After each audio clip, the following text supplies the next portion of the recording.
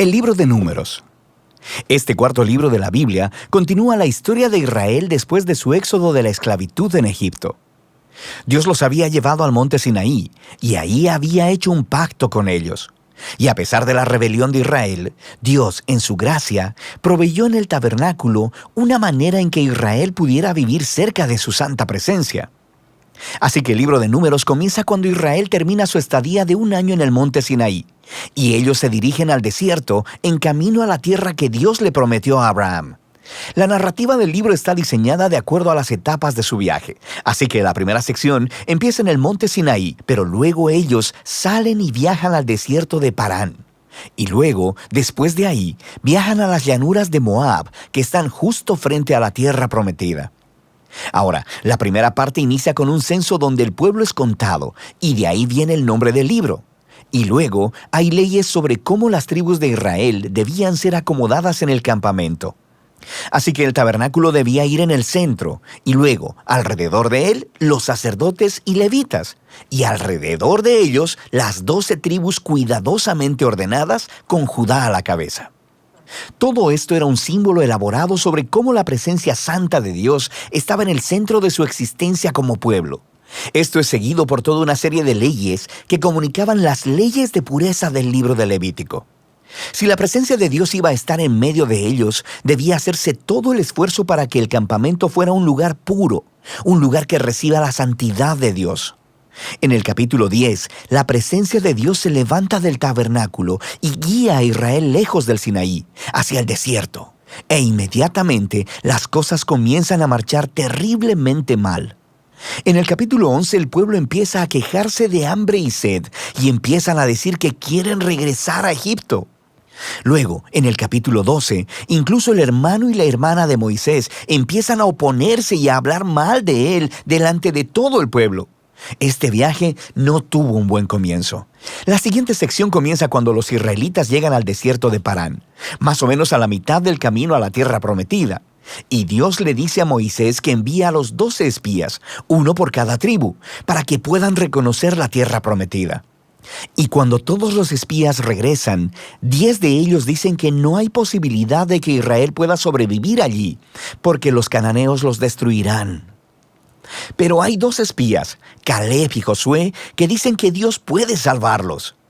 Pero los 10 provocan al pueblo a una ira temerosa y empiezan a planear un motín. Van a nombrar un nuevo líder y regresar a Egipto. Así que Dios está comprensiblemente molesto y Moisés intercede en favor del pueblo. Él le pide a Dios que sea fiel a sus promesas a Abraham. Así que Dios lo hace, pero no a expensas de su justicia. Él le da a estos israelitas lo que ellos desean, no entrar a la tierra. Y Dios sentencia a esa generación a vagar en el desierto durante 40 años hasta que mueran. Solo sus hijos entrarán a la tierra prometida. Ahora, tú pensarías que esta severa consecuencia los haría despertar, pero las cosas se ponen peor. En la siguiente historia aparece todo un grupo de levitas que empezaron una rebelión y retan el liderazgo de Moisés y de Aarón, diciendo que han ido demasiado lejos. De manera que Dios lidia severamente con estos levitas y renueva su compromiso con Moisés y Aarón como los líderes de Israel. Ahora, mientras dejan la región de Parán y vuelven a viajar, las cosas se empeoran de nuevo. Los israelitas empiezan a quejarse otra vez sobre su sed y le preguntan a Moisés por qué los sacó de Egipto. Así que Dios le dice a Moisés que le hable a una roca para sacar agua para todo el pueblo.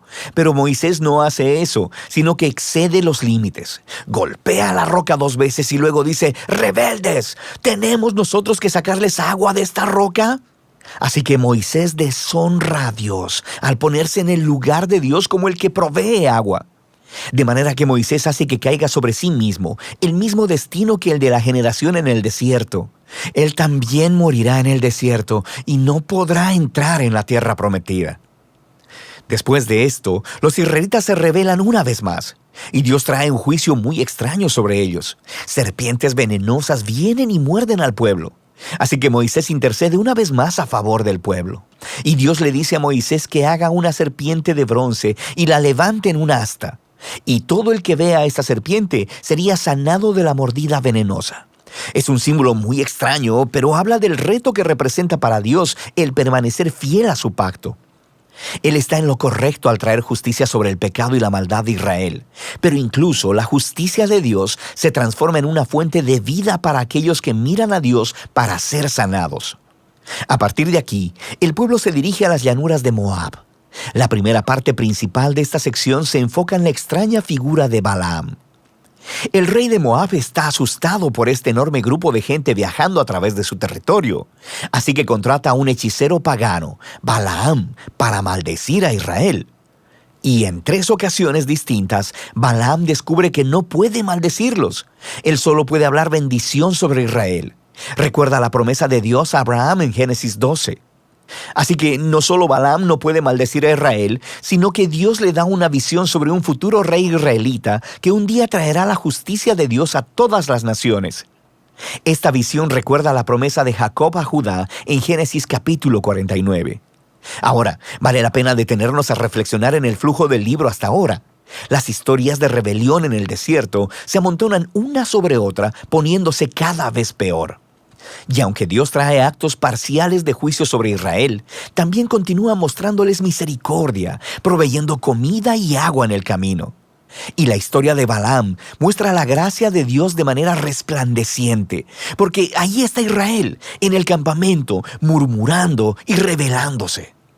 Pero en lo alto de las montañas, sin que ellos lo sepan, Dios los está protegiendo y hasta bendiciendo. Y es este contraste entre la rebelión de Israel en el desierto y la fidelidad de Dios lo que hizo a estas historias tan importantes para las postreras generaciones de Israel.